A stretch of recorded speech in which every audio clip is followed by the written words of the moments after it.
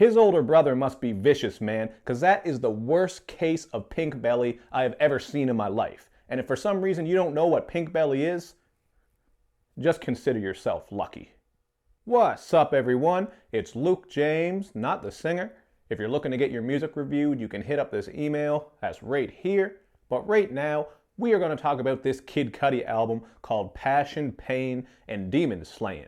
Now, Kid Cudi has been in and out of the news over the past couple of months because of that little beef with Drake, and of course because of his mental health issues. And last year, he made a lot of noise with his album Speedin' Bullet to Heaven because it was considered by many people to be one of 2015's worst releases. So going into this one, I think people were curious to hear what type of sound he was going to come with, and he definitely went with that more vintage style Kid Cudi sound on this album because you're going to get that spacey, hazy, bassy, moody production with some of that classic Kid Cudi humming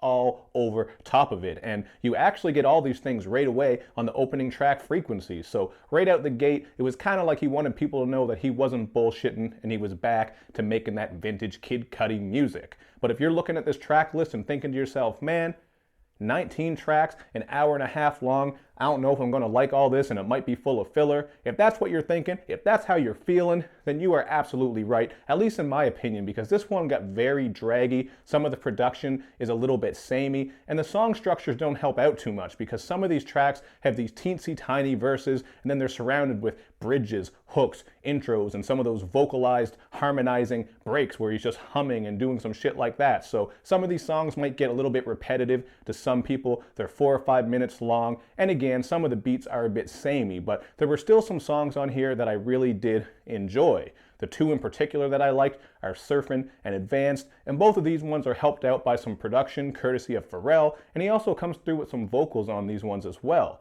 I actually really like on Surfin how we get this college band sound with a drum line and these blaring trumpets, and then on Advanced we get this jingly beat that sounds like it would have been perfect for a Missy Elliott feature. So there are moments on here that I do like, although 19 tracks of Kid Cudi moaning, groaning, croaking, and all that shit can definitely get old pretty fast. Another track on here I thought was alright though is By Design because it has this upbeat Little Mermaid steel drum type of feel to it. It's a little bit of an island vibe that you can dance to. And you even got Andre 3000 on here helping out with hook duty. So you do get some features on here that add nicely to this project and break up the monotony, but I think some more features might have worked even better to help out. But since I'm on the topic of features, you got that song with Andre, and Andre also helps out on The Guide, which is just this gloomy, creepy sex track. I thought Andre actually killed it because he had a nice flow on there, and he was rapping about how we got to use that animalistic style when we're tearing that ass up, whether it's froggy, doggy, hummingbird, gopher, mongoose style, whatever it is you want to do.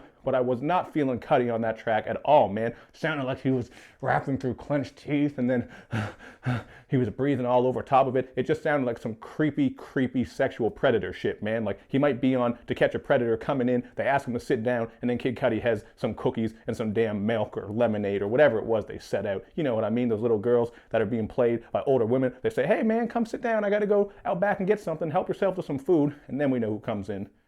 Chris Hansen, and your life is fucked forever. As it should be, because you're a creep. But I digress. We also have a nice feature from Willow Smith on Rose Golden, and what I like about this track is the disco strings on the beat gives it a pretty interesting sound, and the way their vocals blend together are pretty cool as well. So this was another track that wasn't one of my favorites, but I did enjoy it. And, of course, you get the track with Travis Scott on here called Baptize and Fire, but this is one that I would file under filler because unless you're a huge fan of these two artists, I don't think you're going to get much from this one in the way of interesting talking points. It's just kind of your typical hazy, moody, bassy track like so many of these other songs on here.